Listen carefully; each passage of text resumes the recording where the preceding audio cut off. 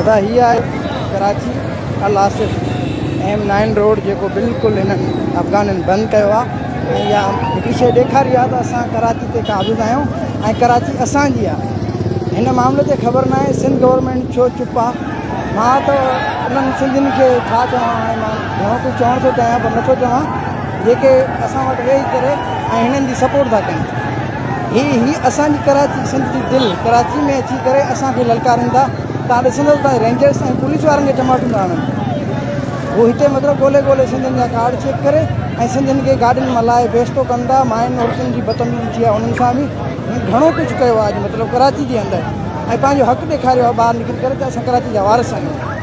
अञा बि तव्हां न उथंदव नी लसानी जो नालो ॾेई कंहिंखे को कहिड़ी ॻाल्हि थो लिखे कहिड़ी न उथंदो त अञा घणो किन थींदो। हीअ सुभाणे असांते क़ाबिज़ थी वेंदा।